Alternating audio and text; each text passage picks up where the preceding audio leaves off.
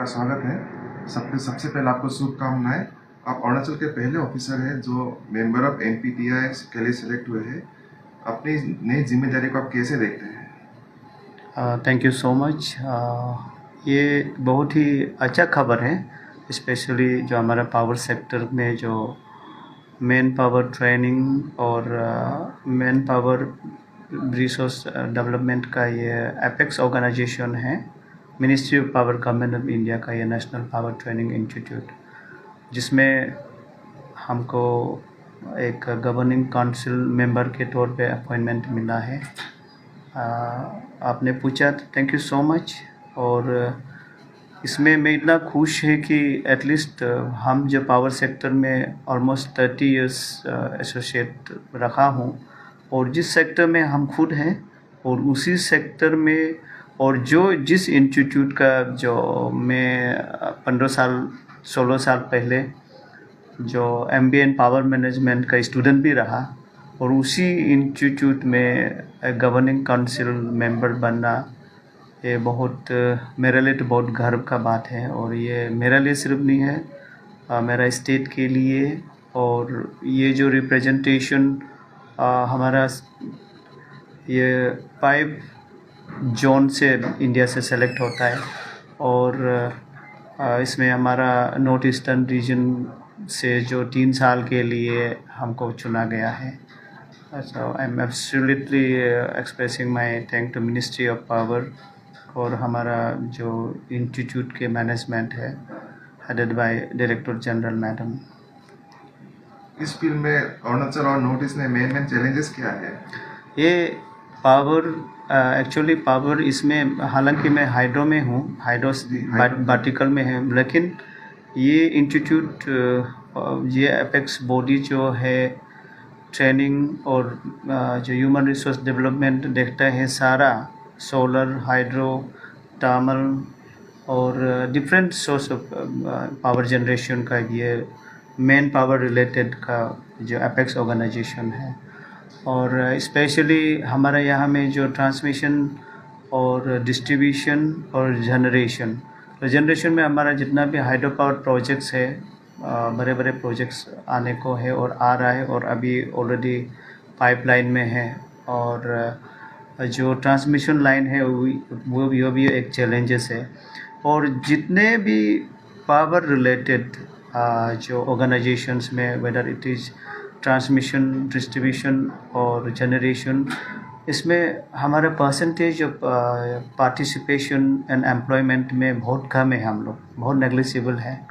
तो अभी तक हम लोग का जितना भी जो देखा गया, आप लोग को भी देखने को मिलता है कि ये नॉर्थ ईस्टर्न रीजन में जितना भी जो पावर पर्सनल से पावर मैन पावर है, जो हमारा अदर पार्ट ऑफ कंट्री से ज़्यादा ही है, हम लोग से ज़्यादा है। Almost 80 to 90% of them are from other states.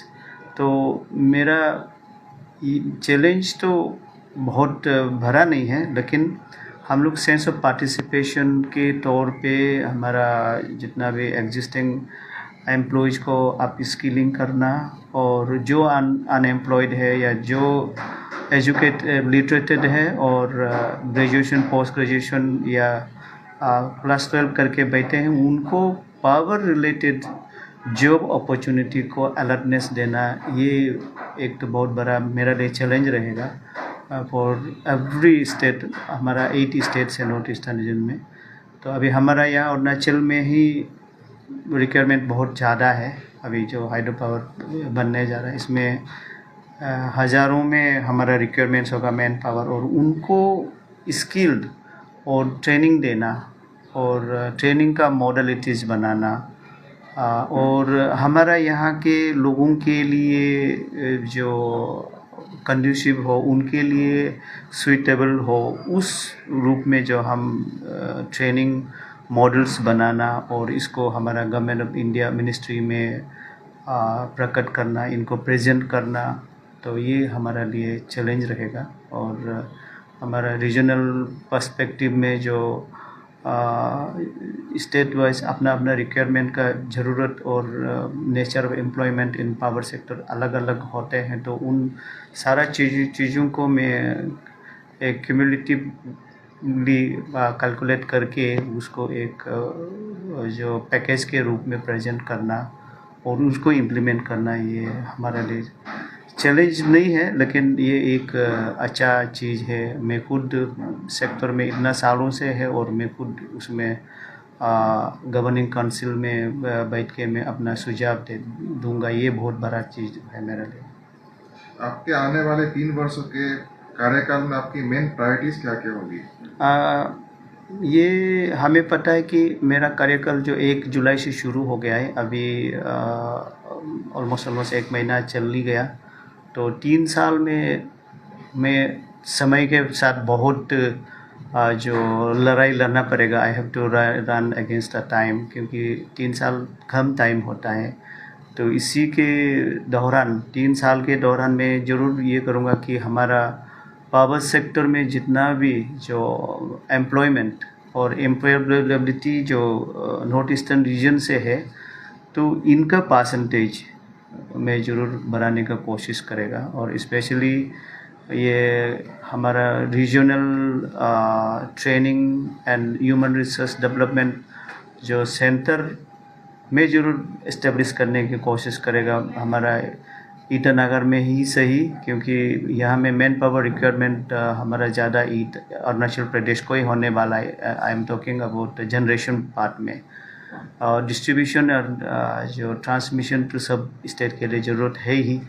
तो उन सब स्टेट को भी ध्यान में रखते हुए ये एक बड़ा जो मेरा चैलेंज रादर ये रहेगा कि हमें ये 3